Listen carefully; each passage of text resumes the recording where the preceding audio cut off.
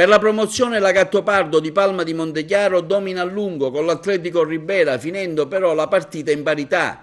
I ragazzi della Gattopardo, allenati da Pietro Allotto, hanno costruito una serie innumerevole di azioni pericolose, ma negli ultimi 16 metri è mancata la zampata decisiva, mentre l'Atletico Ribera di Vincenzo Montalbano ha ben difeso la porta, segnando addirittura la prima rete con il tiro di Ligregni, mentre dopo 2 minuti è arrivato il pareggio da Jamè del Gattopardo. Il Casteltermini va a picco per 3-0 contro la Partinico Audace, reti di Catalano, Di Miceli e Butera. Il Ravanusa invece pareggia fuori casa con Altofonte e non riesce a vincere, mentre la Libertas Racalmuto perde fuori casa giocando con la squadra del Salemi per ben 4-0. Il Salemi segna così la sua 7ª vittoria consecutiva con una notevole differenza in campo. In prima categoria l'Empedoclina vince per 1-0 segnata da Giarrizzo al 30° minuto. L'Atletico Aragona in casa espugna la squadra dello Spartacus di San Cataldo con una bella rete segnata dal bravo Vella al 28°. Per chiudere il Gemini che pareggia fuori casa in uno scontro con il Sant'Anna di Bagheria.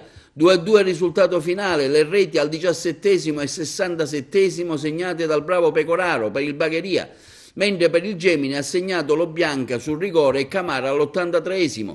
Una squadra che ha buoni propositi, come ci dichiara ai microfoni di Tonino Butera il direttore sportivo del Gemini, Vincenzo Compilati.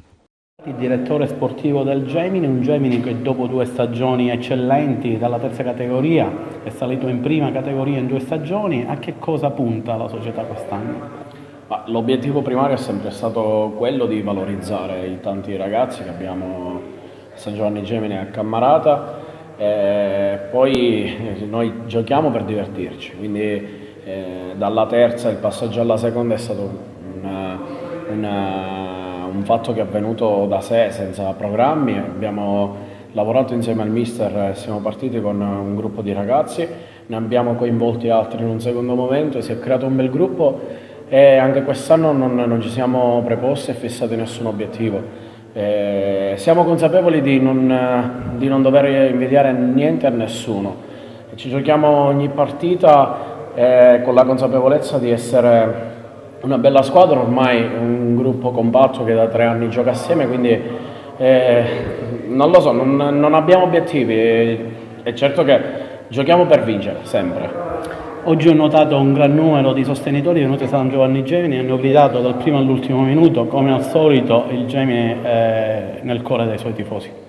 Sì, quello forse è il 12°, il cosiddetto 12° uomo in campo, i tifosi sono straordinari, ci seguono ovunque.